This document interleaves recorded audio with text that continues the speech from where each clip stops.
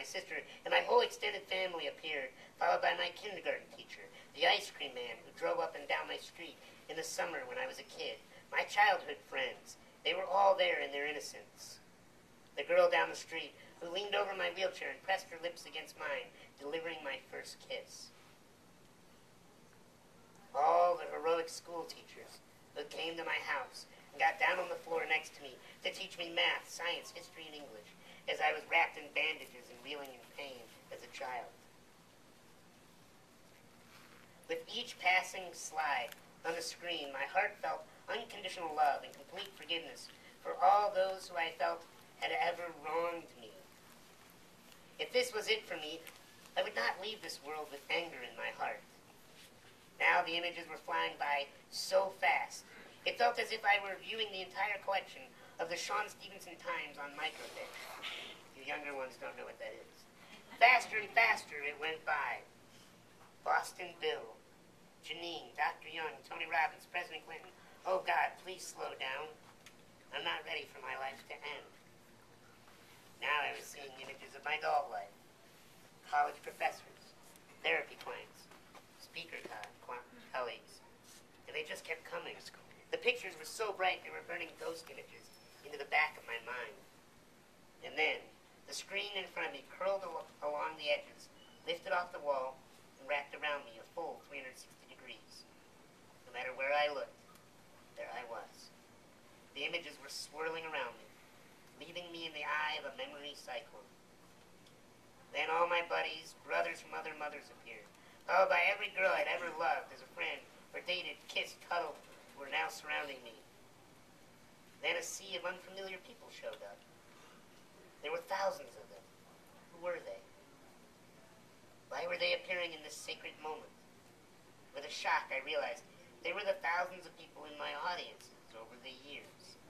The entire span of my career as a speaker and media personality. I could feel their love for me, too. I felt so loved, yet so deeply sad. I'm not ready to go. Then the screen went blank, and the only sound was the unmistakable flapping of a film strip that had reached the end of its play and was whipping against the projector. And then, even that sound faded off. The movie of my life must be over. I began to get up from my seat and head for the exit when the projector came back on. It was showing a horror flick. I sat down again. There were no monsters, serial killers, or villainous aliens in this horror movie. But it was the scariest thing I'd ever seen. It was a movie of everything I wanted to do in my life, but had never gotten around to. I watched scene after scene of all the projects and ideas I had, but had never had time for, or the energy for, or was afraid to commit to, or worried would result in failure. Now, I was afraid none of them would ever materialize. No, let me out of here, I screamed. I want another chance. I screamed to the invisible projectionist. Please, I swear, I'll take responsibility for all my screw-ups and make more out of my life. I'm willing to endure whatever pain awaits me back in this emergency room, and every day forward I'm not ready to die. I then collapsed on the floor of the theater, clutching my side. I felt as if someone were inside me, kicking me with steel cleats. It felt as if the outside world was coming back online. The dark theater vanished, replaced by fluorescent hospital lights that hurt my eyes. I heard the doctor say, Sean, we need to move you to radiology for an MRI. The movie of my life was not over. It had taken only a moment, but I was still here. I go on to say in the book that we don't know when we're going to go. And that was a very scary movie to think that I didn't get to live out my dreams. So when the doctor came to me and said I was going to live, I was ecstatic. I knew I had another chance. But before I got that notice that I was going to live, I asked the nurse for a napkin and a pen. And I jotted down a list of goals. Came up to 31. 31 things that I want to do in my life.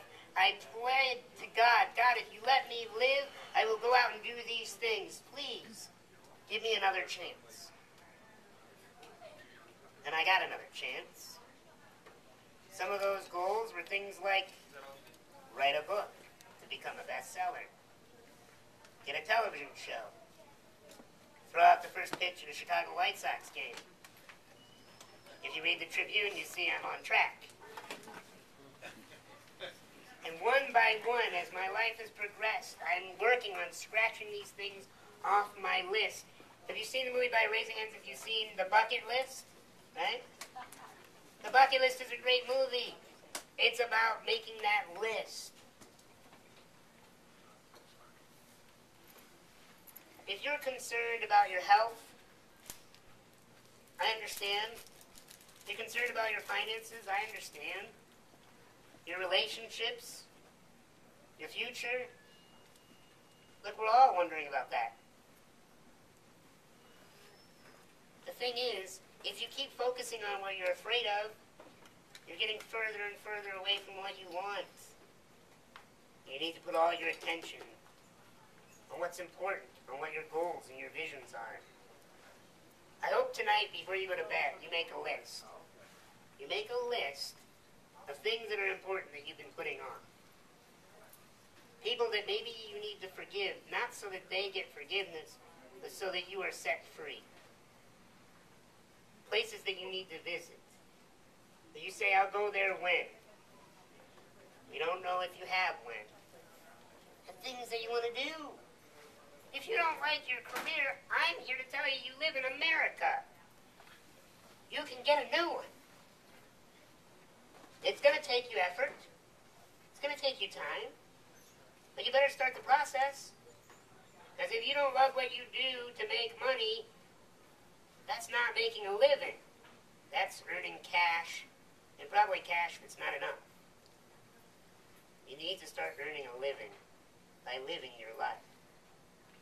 I hope you've enjoyed this evening's program. I've enjoyed speaking to you tonight. Thank you very much.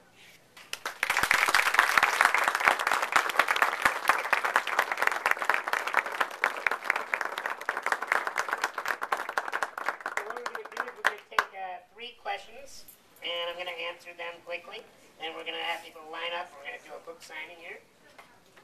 Again, thank you for coming.